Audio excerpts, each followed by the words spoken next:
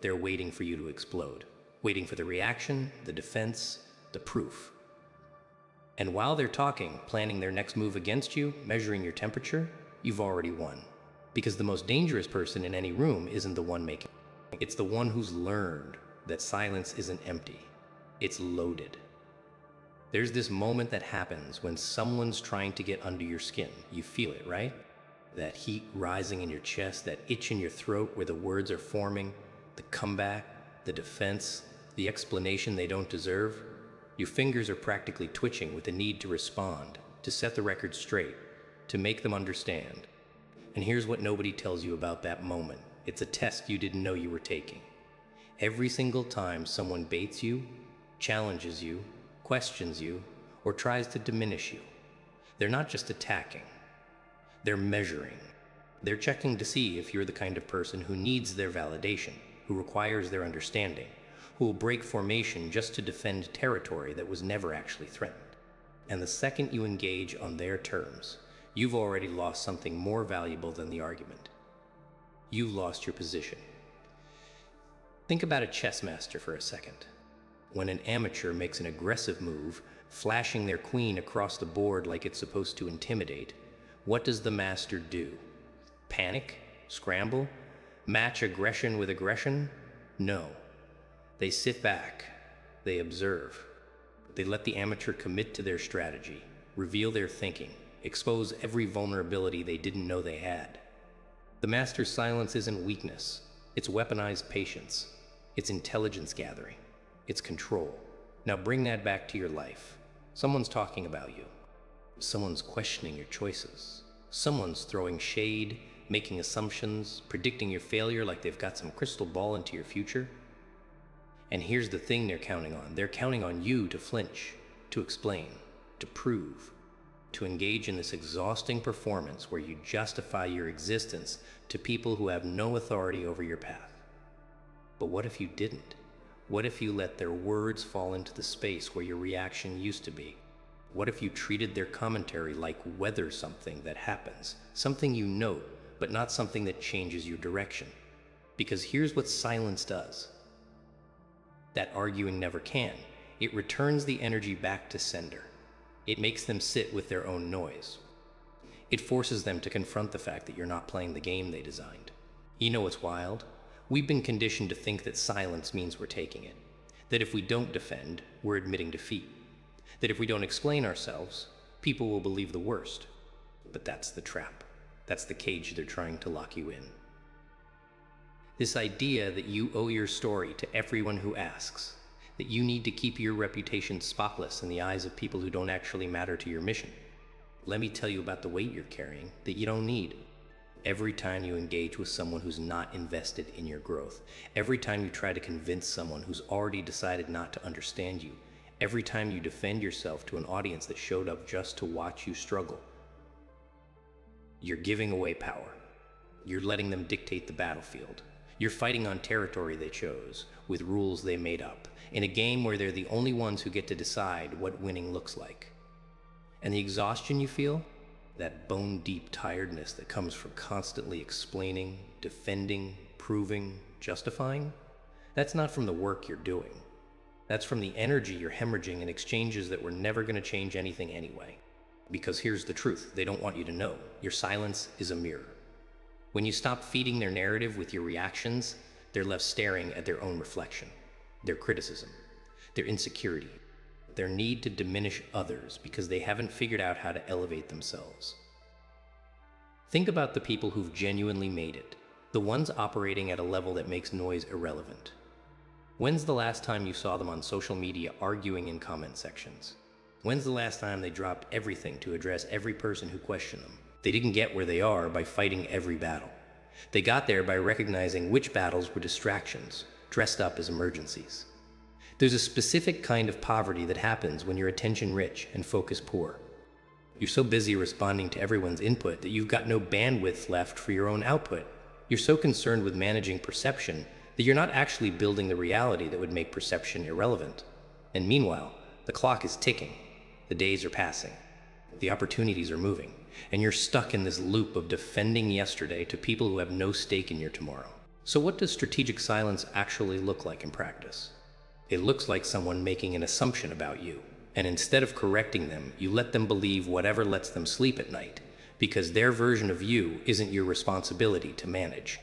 It looks like staying quiet when you're tempted to share your plans, because you've learned that protected moves are powerful moves.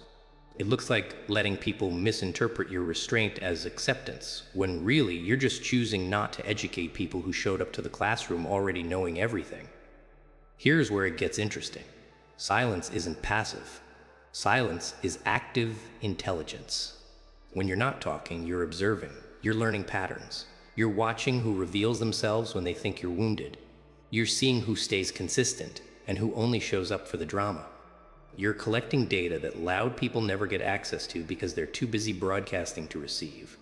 And there's something else that happens in the quiet. You hear yourself. That voice that gets drowned out by all the external noise, all the opinions, all the should-dos and supposed-tos. It finally gets through. And that voice, that's the one that knows. That's the one that's been trying to tell you which direction to move, which people to release, which version of yourself is ready to emerge. But you couldn't hear it because you were too busy defending the old version to everyone else. I want you to imagine something. Imagine you're a submarine, deep underwater.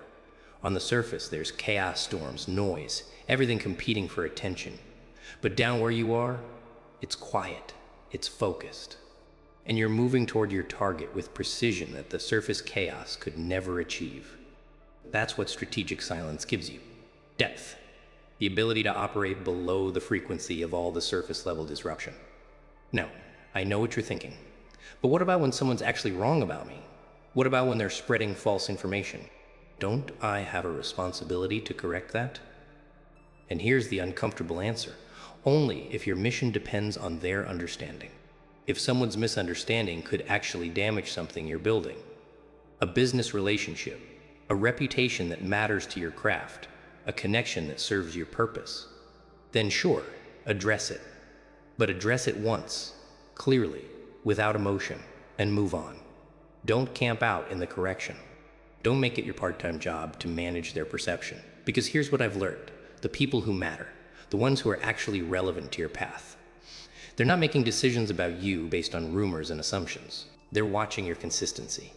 They're noting your patterns. They're measuring you by what you produce, not by what others say about you. And those people, they already know that anyone getting talked about is usually doing something worth talking about. There's a specific type of person who loses their mind when you go quiet. They're used to your reactions. They've built their entire strategy around getting a rise out of you. And when you don't give them that anymore, when you become unreadable, unpredictable, unavailable for their games, they escalate. They push harder. They try new tactics. And this is the moment where most people break, where they think, see, I have to respond now because it's getting worse. But that's not it getting worse. That's them revealing how much they needed your reaction. That's them showing their hand. That's them proving that your attention was the entire point, not whatever issue they claimed to have. And when you stay silent through the escalation, when you let them exhaust themselves against a wall that doesn't move, that's when you take your power back. Not through a clever comeback, not through a mic drop moment, through the simple, devastating act of refusing to play. Let's talk about what silence protects. It protects your time, the most non-renewable resource you have. It protects your energy, the fuel for everything you're actually trying to build. It protects your focus, the difference between scattered attempts and concentrated breakthroughs. It protects your peace, the foundation that everything else is built on. And most importantly, it protects your next move.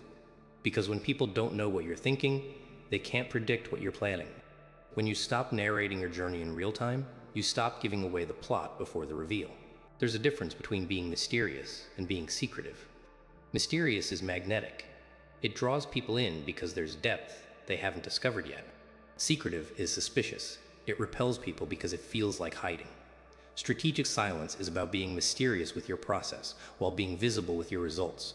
It's about doing the work so quietly that the outcome is the only noise anyone hears. You want to know what really messes with people. Progress they can't explain. When you disappear from the noise and reappear transformed, people lose their minds trying to figure out how you did it. They want the breakdown, the timeline, the exact steps, and you don't owe them the blueprint. You don't owe them the behind the scenes. You don't owe them the vulnerability of your struggle, just so they can feel better about their own. Let your evolution be the evidence. Let your transformation be the testimony. Here's something nobody talks about. There's grief in going silent. Because when you stop engaging with everyone's opinions, when you stop seeking validation from the crowd, when you stop explaining yourself to people who were never confused, you lose something. You lose the comfort of being understood by everyone. You lose the temporary high of defending yourself well. You lose the community of people who bonded with you over mutual complaints. And that loss, it's supposed to happen. It's the shedding that has to occur before the expansion. You cannot carry everyone with you into your next chapter. Some people are characters in your origin story, not your ongoing series. And the silence is how you create that boundary without making it personal. You're not rejecting them. You're just no longer prioritizing their understanding of you over your understanding of yourself. You're no longer making their comfort with your choices more important than your commitment to your growth. What does this look like practically? It looks like someone asking you why you made a decision, and instead of launching into a 20-minute justification, you say, "It felt right," and let that be enough. It looks like people speculating about your next move, and you let them speculate while you execute. It looks like criticism flying in your direction, and you let it land wherever it lands while you keep building. It looks like pressure to explain, pressure to defend, pressure to prove, and you treating that pressure like weather you don't control and don't need to control. Because here's the paradox. The less you try to make people understand you, the more the right people will understand you. The less you try to prove your worth, the more clearly your worth will show. The less you try to manage your reputation, the more your reputation will be based on substance instead of spin. Silence is the filter. It separates the invested from the curious. It separates the believers from the spectators. It separates the people who are with you from the people who are just watching you. And let's be honest about something else. Some of you have been performing for an audience that doesn't have tickets. You've been explaining your life to people who weren't confused. They were just judging. You've been seeking approval from people whose opinion has zero impact on your actual outcomes. And the exhaustion isn't from working on your goals. It's from working to maintain an image for people who are working just as hard to poke holes in it. What if you redirected that energy? What if every ounce of effort you've been putting into managing perception went into building reality instead? What if every minute you've spent crafting the perfect response to criticism went into crafting the next version of your work? What if every mental loop you've run trying to figure out how to make them understand went into figuring out how to make your vision undeniable? The math is simple. Energy spent defending is energy not spent building. Time spent explaining is time not spent executing. Focus spent on critics is focus not spent on craft. And at some point, you have to choose. Are you here to be understood, or are you here to be undeniable? Because those are two different missions with two different strategies, and you can't optimize for both. Strategic silence isn't about being cold. It's not about being dismissive. It's not about pretending you're above it all. It's about recognizing that your response is a resource, and resources go to what matters. It's about understanding that engagement is a gift, and not everyone deserves that gift. It's about knowing that your attention is powerful, and powerful things aren't given away casually. Think about the sun for a second. The sun doesn't argue with darkness. It doesn't defend its brightness. It doesn't explain why it rises or justify its warmth. It just shows up, does what it does, and everything that needs its light finds it. Everything else? Irrelevant. The sun doesn't dim itself to make the darkness more comfortable. It doesn't schedule meetings with shadows to discuss their grievances. It just shines. And that's what strategic silence allows you to do. Shine without narration, rise without permission, exist without explanation. Here's what changes when you embrace this. You stop being reactive.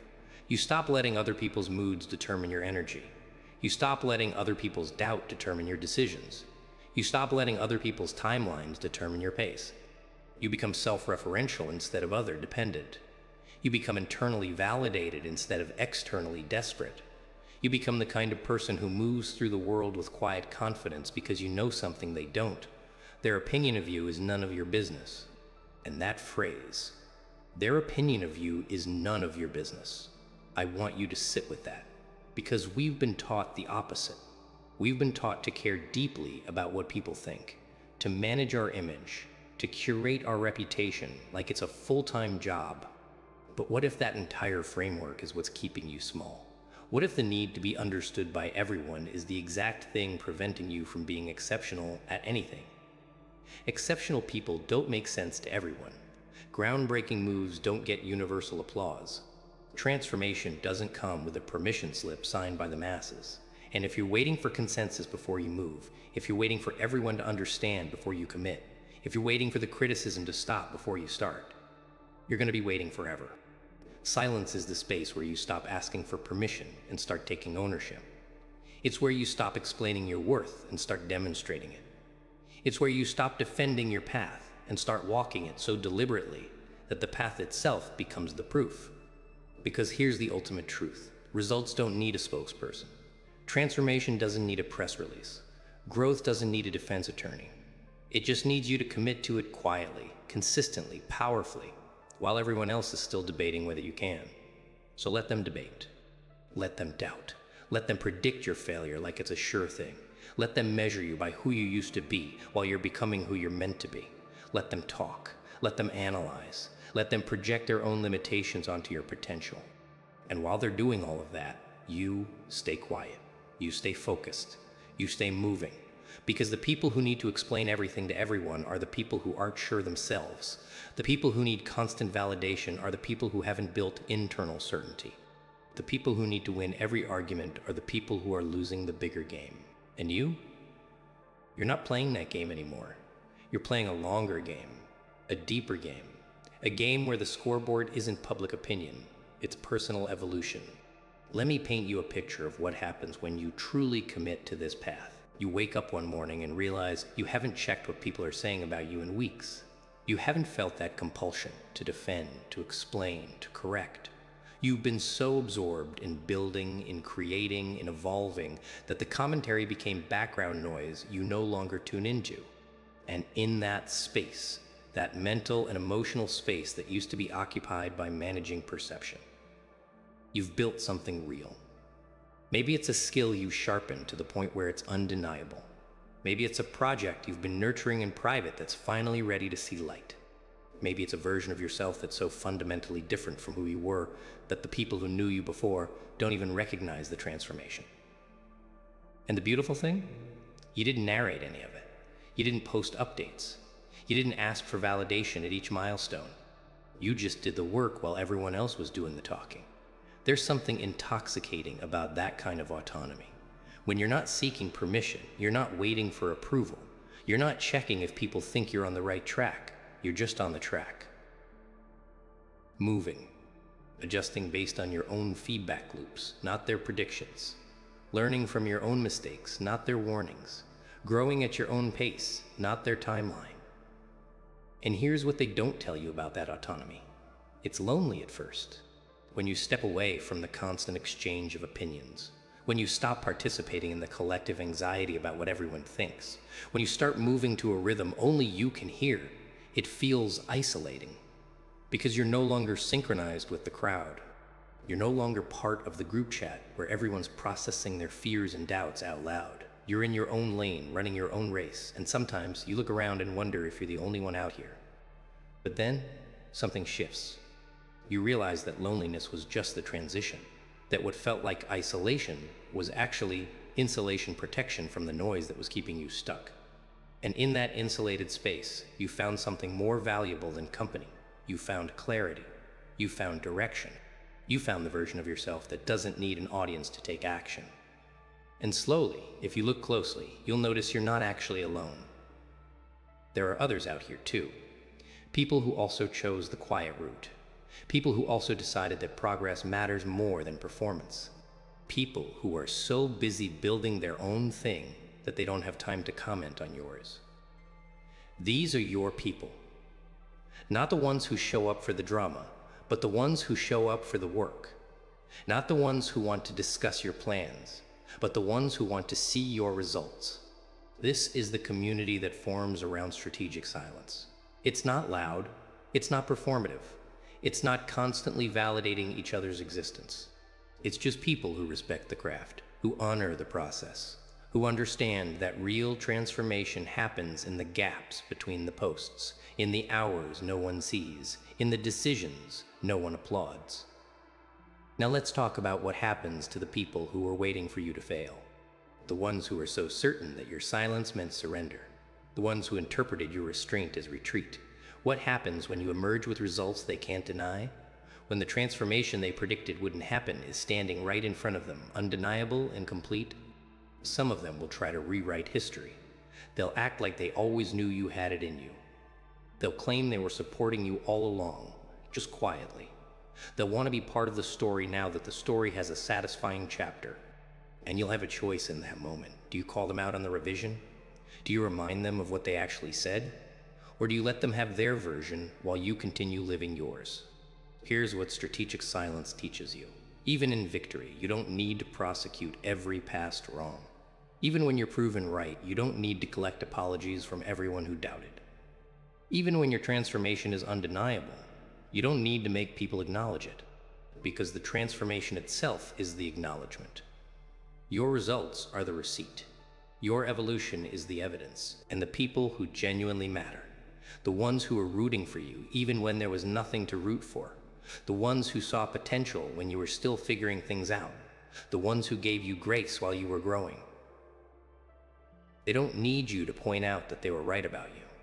They already know. They were there. They saw it happen in real time, not just the highlight reel. This is what separates strategic silence from bitterness. Bitterness needs everyone to know they were wrong. Bitterness keeps score. Bitterness wants public apologies and admission of guilt. But strategic silence? It just keeps moving. It doesn't need to prosecute the past, because it's too busy building the future. It doesn't need to prove people wrong, because it's too focused on proving itself right. Not to them, but to the only judge that matters, your own standards. Let's go deeper into what this actually costs you. Because I'm not going to sit here and pretend that choosing silence is easy, or that it doesn't come with a price.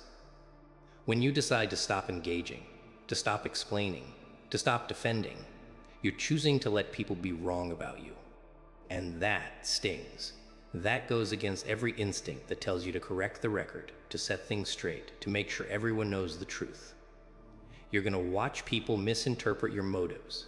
You're going to see them draw conclusions that are completely off base. You're going to hear them tell stories about you that bear no resemblance to reality, and you're going to have to let them. Because the alternative, spending your life in a constant state of correction, is a trap that will consume you. Think about how much mental energy you've already spent on this. How many imaginary conversations have you had where you're explaining yourself to someone who isn't even in the room? How many times have you crafted the perfect response in your head, rehearsing what you'd say if you got the chance? How many hours have you lost to the mental gymnastics of trying to figure out how to make someone understand something they've already decided not to understand? That's the real cost of not choosing silence. Not the judgment you're trying to avoid, but the life you're not living while you're busy managing perception. Every minute spent in those mental loops is a minute not spent on the thing you're actually trying to build. Every ounce of energy spent on crafting defenses is energy not spent on creating progress. And here's the kicker. Even if you do explain yourself perfectly, even if you craft the most articulate, irrefutable case for your choices, your character, your path, there's still no guarantee it changes anything. Because people's opinions about you often have nothing to do with you. They're projections of their own fears, their own limitations, their own unprocessed experiences. And you can't logic someone out of a position they didn't logic themselves into. So what's the alternative? You become unreadable. You become someone who doesn't operate according to the expected script. When they expect defense, you offer silence. When they expect explanation, you offer results. When they expect you to shrink, you quietly expand. You stop giving them the data points they need to predict your next move, and in doing so, you reclaim the element of surprise. There's incredible power in being underestimated. When people think they've figured you out, when they think they know your limits, when they think they can predict your ceiling, they stop paying attention. They stop seeing you as a threat. They stop tracking your progress. And in that blind spot, in that space, where their attention has moved on to the next thing they think they understand, you're free to evolve beyond their comprehension. This is how underdogs win. Not by announcing their training regimen, not by documenting every small improvement, not by defending their right to compete. They win by staying quiet, staying focused, and showing up transformed when everyone expected them to show up the same. They win by making their evolution the plot twist. Nobody saw coming because they were too busy listening to their own predictions. But here's where people get it twisted. Strategic silence isn't about revenge. It's not about proving people wrong for the satisfaction of watching them realize they underestimated you.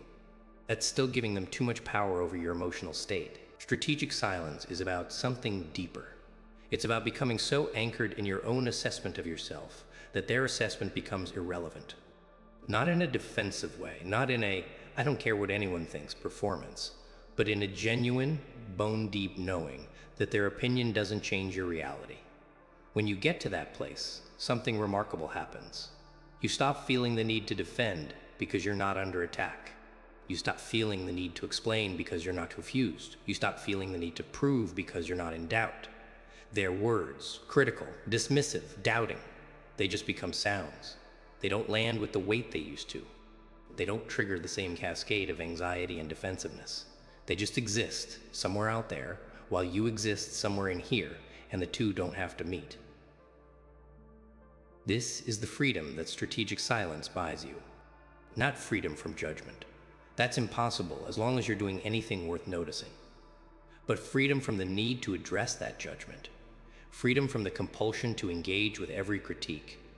Freedom from the exhausting belief that you owe everyone an explanation for your choices.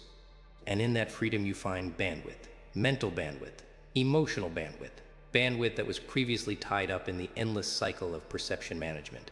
And that bandwidth, that's what you redirect into building the thing that makes all the noise irrelevant. That's what you pour into the skill development, the relationship building, the strategic planning, the creative execution that actually moves your life forward.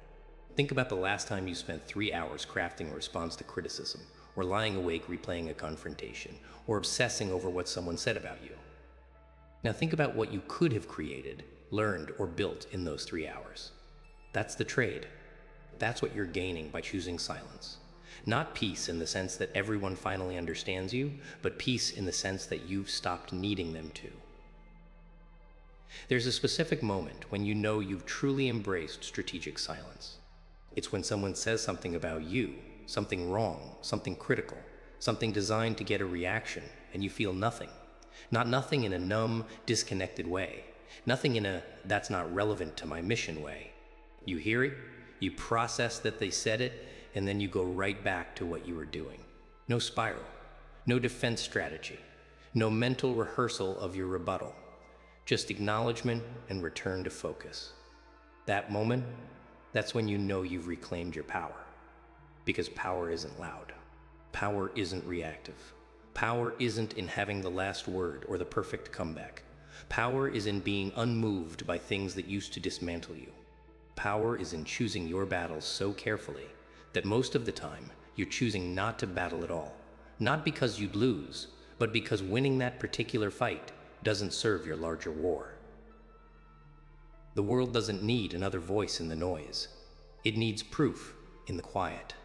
Stop talking about what you're building. Stop defending who you're becoming. Let your transformation be so loud that your silence becomes legendary. Drop a sigh if you're choosing power over performance. I want to see who's ready to move in the shadows while everyone else is chasing spotlights.